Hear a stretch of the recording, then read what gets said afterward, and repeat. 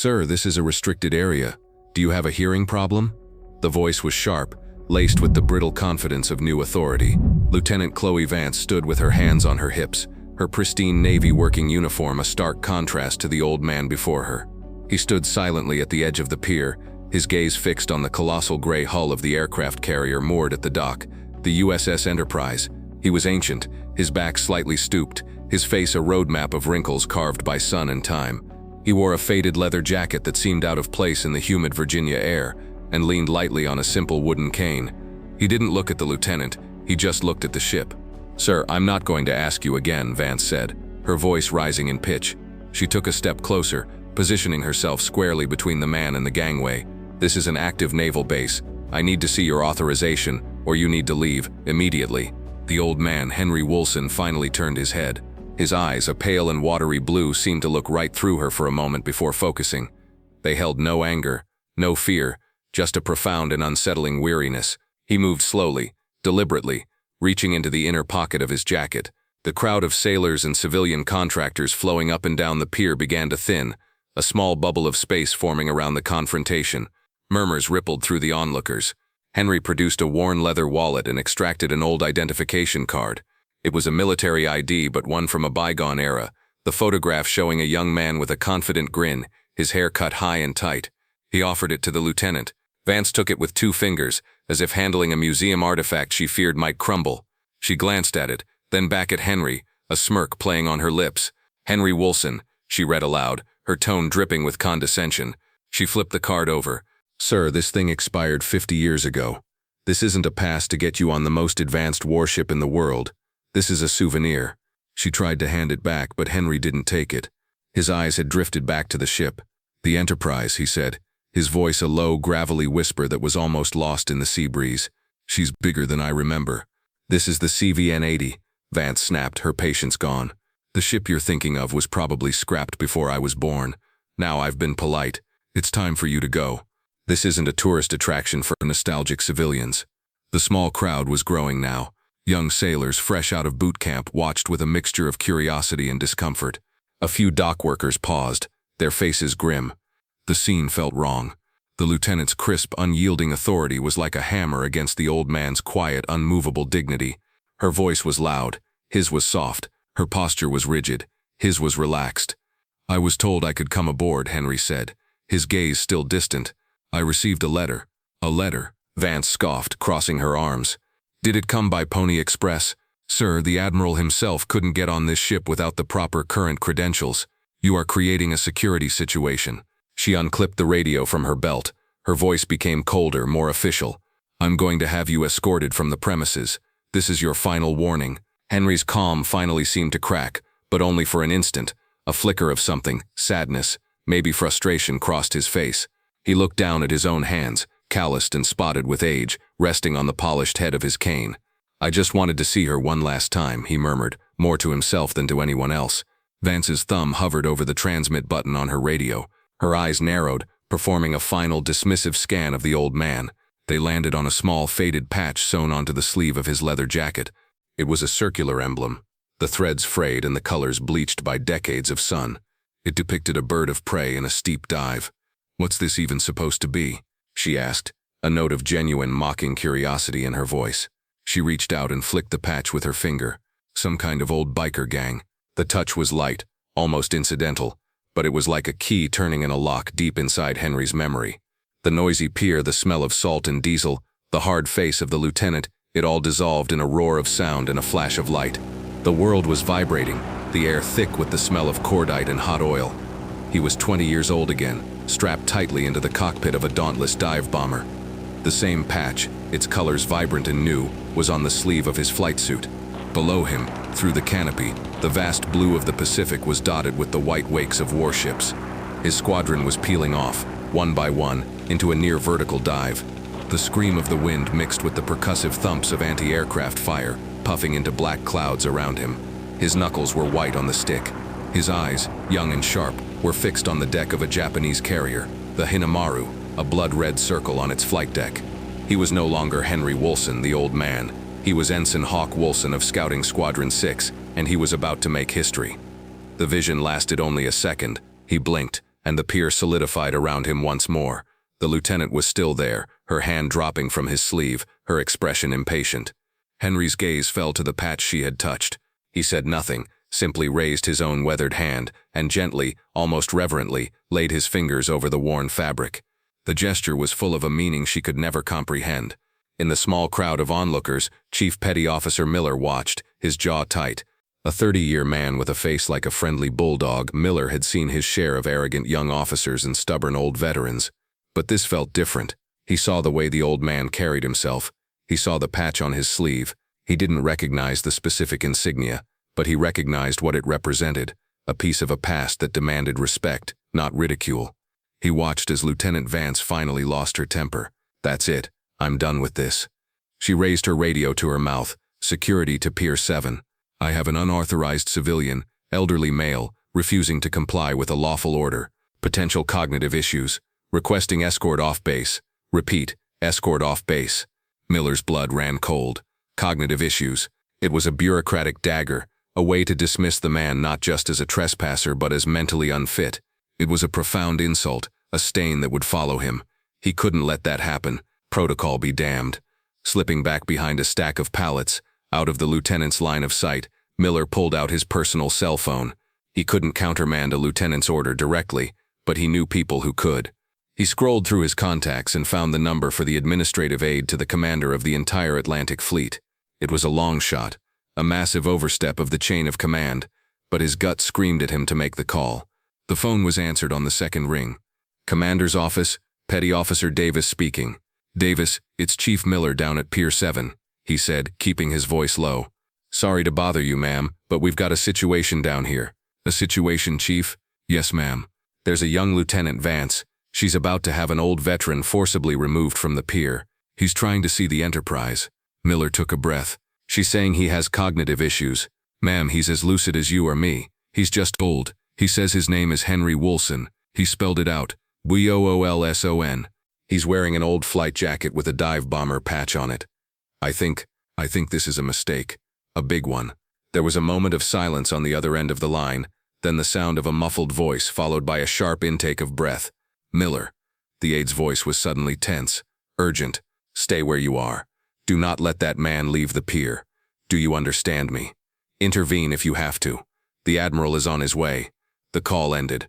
Miller stared at his phone, a cold dread mixing with a sense of vindication. The Admiral, for an old man at a checkpoint. Just who in the hell was Henry Woolson? Inside the sprawling headquarters building overlooking the naval base, the atmosphere was one of controlled chaos. Rear Admiral Davies, a man whose face seemed permanently set in a scowl of intense concentration, was in the middle of a high-level briefing on fleet readiness when his aide, a sharp-eyed commander, burst into the conference room without knocking. "Admiral, you need to take this," she said, her voice tight with an urgency that silenced the room. She held a phone out to him. Davies fixed her with a glare that could melt paint. "Commander, whatever it is, it can wait." "Sir, with all due respect, it cannot," she insisted, standing her ground. "It's Chief Miller from Pier 7. There's a lieutenant down there. She's in the process of detaining an elderly civilian." "Sir, the man's name is Henry Woolson." The name hung in the air for a moment. The scowl on Admiral Davies' Hennon's face didn't just vanish. It was replaced by a look of stunned, absolute disbelief. The other officers in the room exchanged confused glances. Davies slowly took the phone. His eyes, which had been focused on logistical charts and deployment schedules, now seemed to be looking back through time. "Woolson," he said into the phone, his voice suddenly a low rumble. "Henry Hawk Woolson." He listened for a moment, his knuckles turning white as he gripped the phone. He stood up so abruptly his chair scraped back loudly against the polished floor. "Keep him there, Chief," the Admiral commanded, his voice now a blade of steel. He tossed the phone back to his aide. "Get my car, now. Tell base security to clear a path to Pier 7. All traffic, stop it. I don't care what it is. Clear the way." He strode out of the room, leaving a wake of bewildered high-ranking officers. The name Henry Woolson meant nothing to most of them, but the Admiral's reaction told them it was the most important name in the world. For the audience in that room, and for the audience of this story, the secret was now out. A legend was being disrespected, and the cavalry was on its way. Back at Pier 7, the two security personnel had arrived in a white golf cart, their expressions a mixture of boredom and reluctance. They were young, barely out of their teens, and looked wholly uncomfortable with the task of manhandling an octogenarian.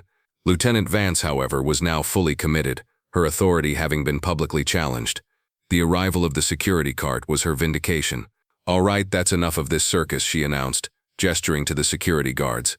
"Gentlemen, please escort this man to the main gate. We'll process him there. Frankly, I think he's confused.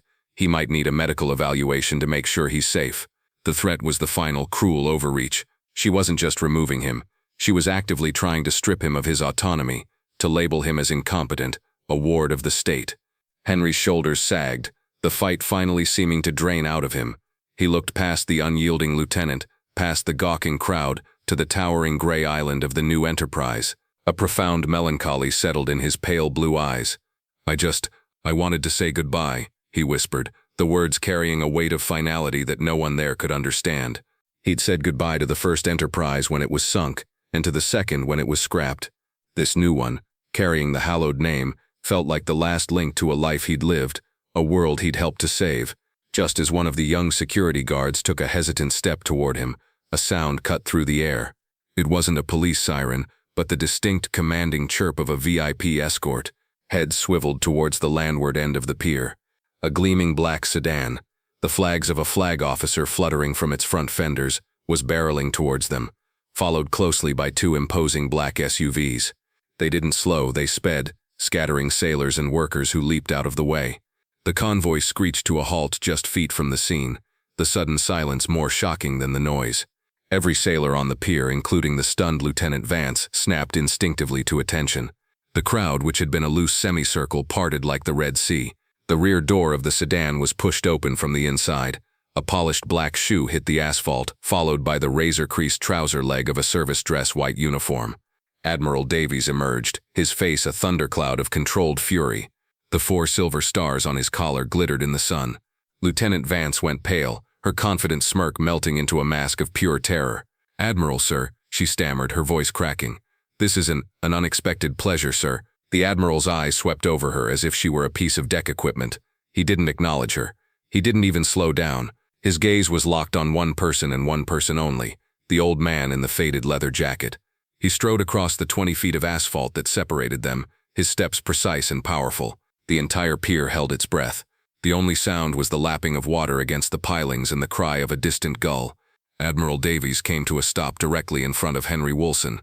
For a moment, the two men just looked at each other, the 4-star admiral at the apex of the modern Navy, and the quiet civilian who looked like he had wandered in from another century. Then Admiral Davies did something that sent a shockwave through the crowd. He drew himself up to his full imposing height, his back ramrod straight. He raised his right hand to his brow in a salute so sharp, so perfect it could have been a diagram in a training manual. His voice when he spoke was not the angry roar they expected, but one of deep, profound respect. "Mr. Woolson," the Admiral boomed, his voice carrying across the silent pier. "It is an honor, sir." Henry looked taken aback. He straightened his own stooped shoulders, a lifetime of military discipline rising from muscle memory. He couldn't return the salute in his civilian attire, but he gave a firm, dignified nod of acknowledgement. The Admiral held the salute for a moment longer before dropping his hand. He then turned, his benevolent expression instantly vanishing as he faced the petrified Lieutenant Vance and the astonished crowd. "Do any of you know who this is?" His voice was a clap of thunder now, every word a hammer blow of indignation. "Does the name Henry Woolson mean anything to you, Lieutenant?" Vance could only shake her head, speechless. "This is Henry Hawk Woolson," the Admiral declared, his voice ringing with history. "On the morning of June 4th, 1942, at the Battle of Midway, this man was an ensign flying a Douglas Dauntless dive bomber that was leaking oil and had half its rudder shot away. While under intense anti-aircraft fire, he and his gunner pressed their attack and scored a 1,000-pound armor-piercing direct hit on the Japanese aircraft carrier Soryu, sending it to the bottom of the Pacific. His actions, and the actions of men like him, turned the tide of the entire war." He pointed a finger at Henry's jacket. "That patch on his sleeve isn't from a biker gang, Lieutenant. That is the insignia of Scouting Squadron 6 from the USS Enterprise, CV-6, a squadron that flew into the mouth of hell and changed the world. They don't make men like this anymore." A collective gasp went through the crowd. The sailors looked from the Admiral to the old man with a newfound sense of awe. The dock workers looked ashamed of their idle curiosity.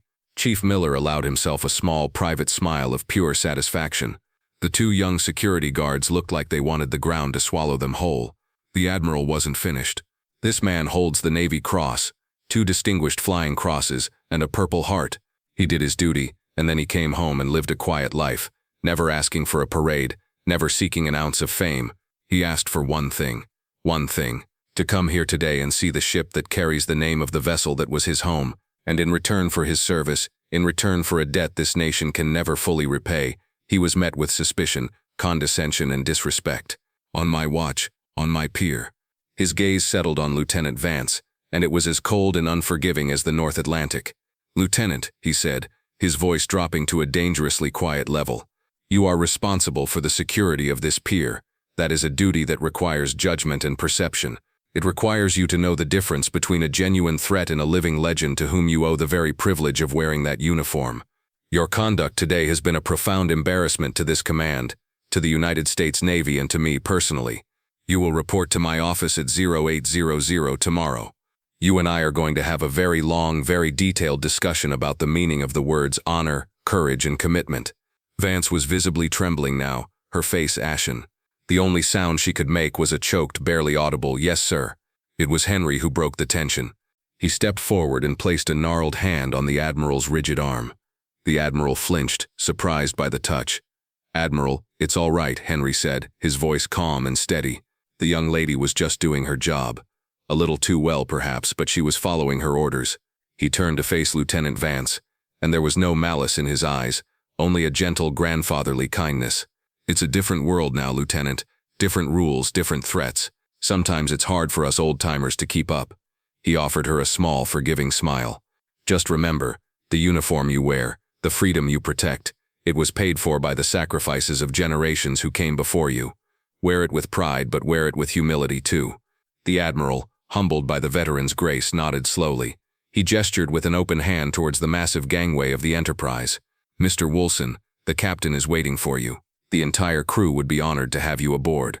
As Henry turned to take his first step toward the ship, he leaned on his simple wooden cane, its dark, polished surface gleaming in the sun. The cane wasn't just a support, it was a relic. The scene flashed. A much younger Henry stood on the battle-scarred flight deck of the original Enterprise, CV-6, after the fury of Midway had passed. The deck was a patchwork of fresh planks where Japanese bombs had struck. An old chief, a shipwright, pressed a piece of splintered oil-stained teak into his hand.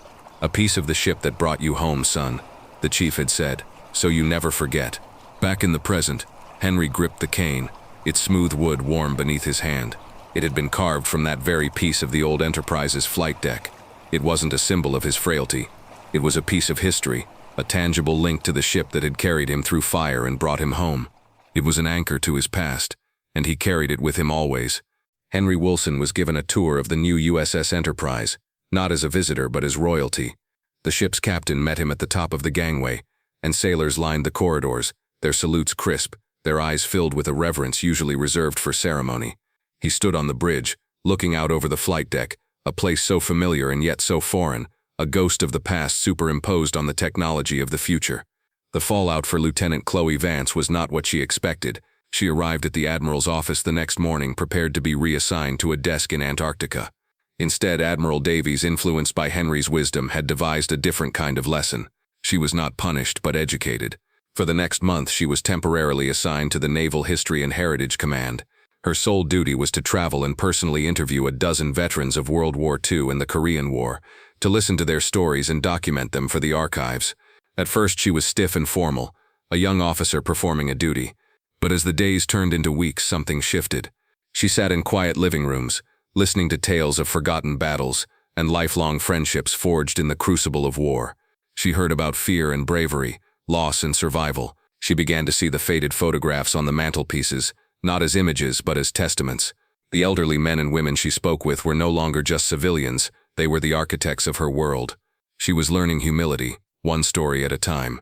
Several weeks later, on a quiet Tuesday afternoon, Henry Woolson was sitting in his usual spot at the local VFW hall, nursing a cup of coffee.